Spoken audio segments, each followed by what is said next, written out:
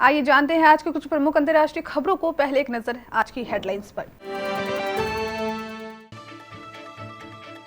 अलीगढ़ से किसानों का दिल्ली कूच आज, दिल्ली नोएडा बॉर्डर करेंगे जाम। बीजेपी में नहीं जा रहे शुभेंदु अधिकारी, मुलाकात के बाद टीएमसी सांसद सौगात राय का दावा।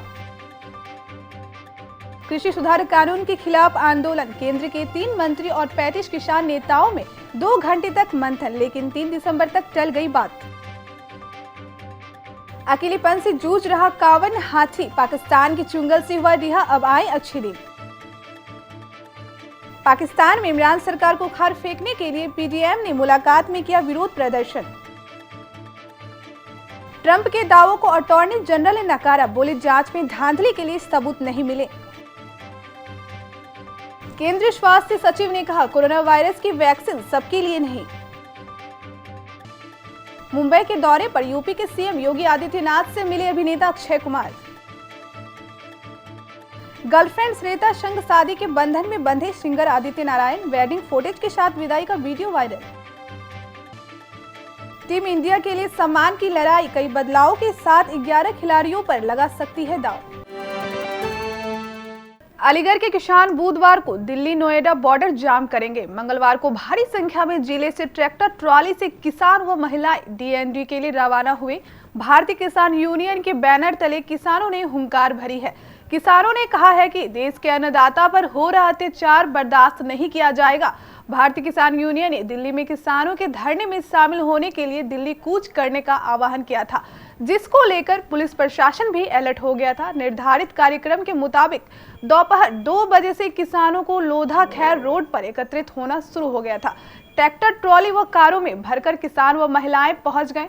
हाथों में कृषि बिल विरोधी नारों की तख्तियां लेकर किसानों ने नारेबाजी की। राष्ट्रीय महासचिव प्रेमलाल सिंह चौहान ने कहा कि किसान की मांगों के लिए केंद्र सरकार की हठधर्मिता समझ से परे है। प्रदेश उपाध्यक्ष एसके सिंह राणा ने कहा कि प्रदेश के प्रत्येक जिले से 1000 किसान दिल्ली कूच कर रहे हैं। किसानों की मांग न माने जाने तक रुके रहेंगे।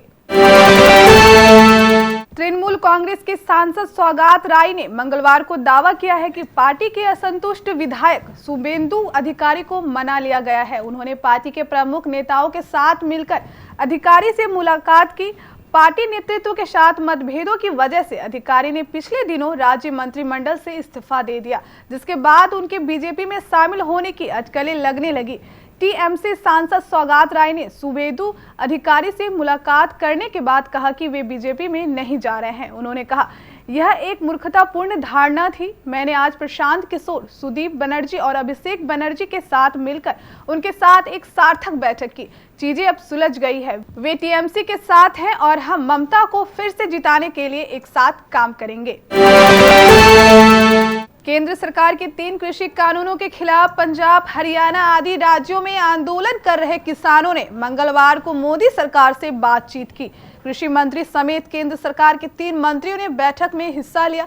सरकार और किसान के साथ इस बातचीत में विभिन्न किसान संगठनों के 35 नेता भी मौजूद थे। हालांकि 2 घंटे लंबी चली बातचीत का कोई हल नहीं निकल सका, जिसके बाद 3 दिसंबर को फिर से बातचीत होगी। बैठक के दौरान सरकार ने किसानों की मांगों पर गौर करने के लिए एक कमेटी गठित करने की पेशकश की, लेकिन सरकार के इस प्रस्ताव पर आंदोलनरत 35 किसान संगठनों के प्रतिनिधियों की ओर से ठंडी प्रतिक्रिया मिली। कई सालों से अकेलेपन से जूझ रहे कावन हाथी के अच्छे दिन आ गए हैं। वह पाकिस्तान की राजधानी इस्लामाबाद के चिड़ियाघर से निकलकर कंबोडिया की एक सेंचुरी में पहुंच गया है। कावन हाथी पिछले 35 साल से पाकिस्तान में रह रहा था और अकेलेपन का शिकार था। पाकिस्तान के चिड़ियाघर से कावन हाथी को निकालने के लिए बड़ी बड़ी गाड़ियों का इस्तेमाल किया गया और फिर हवाई सफर के जरिए से कंबोडिया पहुंचाया गया। पाकिस्तान में कोविड-19 के संक्रमण के चलते रैलियों पर प्रतिबंध होने के बावजूद मुल्तान में विपक्षी दलों के गठबंधन पीडीएम ने बड़ा भारी विरोध प्रदर्शन किया है। पाकिस्तानी प्रधानमंत्री इमरान खान की सरकार को उखाड़ फेंकने के लिए यह 5वां शक्ति प्रदर्शन किया है। अटॉर्नी जनरल ने कहा, अब तक हमें उस स्तर की धांधली के कोई सबूत नहीं मिले हैं जिनसे चुनावी नतीजे प्रभावित हुए हो। विलियम बार का यह बयान ट्रंप के लिए गहरा झटका है, जिन्होंने अब तक हार स्वीकार नहीं किया है। ट्रंप और उनके कैंपेन की तरफ से उन राज्यों में चुनावी नतीजों को कोर्ट में चुनौती दी गई थी जहां उन्हें हार का सामना करना पड़ा था। अब इन राज्यों ने जो बाइडेन को जीत का सर्टिफिकेट देना शुरू कर दिया है।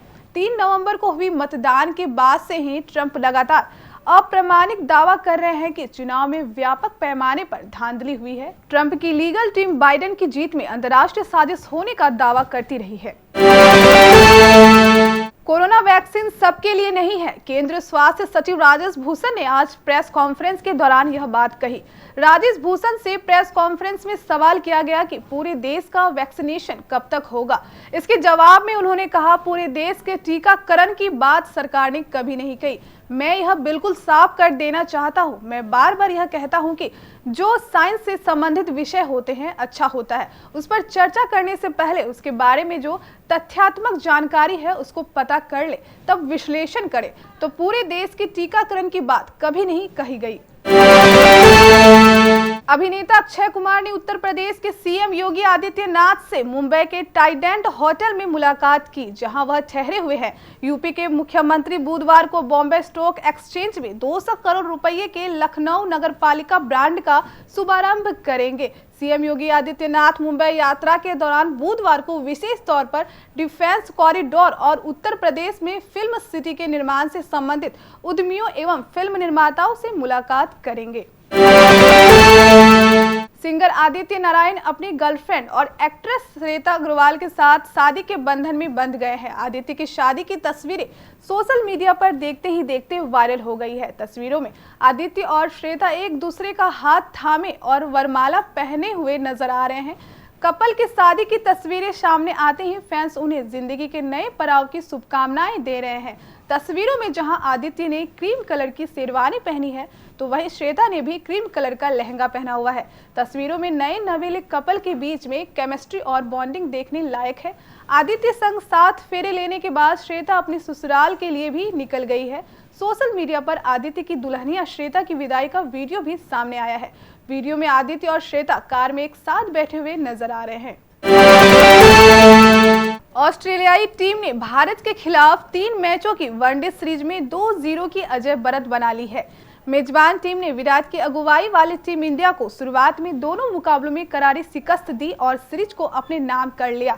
अब दोनों ही टीमों के बीच आखिरी मुकाबला बुधवार कैनबरा में खेला जाएगा, जहां ऑस्ट्रेलियाई टीम क्लीन स्वीप के इरादे से उतरेगी तो वहीं भारतीय टीम इज्जत बचाने के लिए खेलेगी।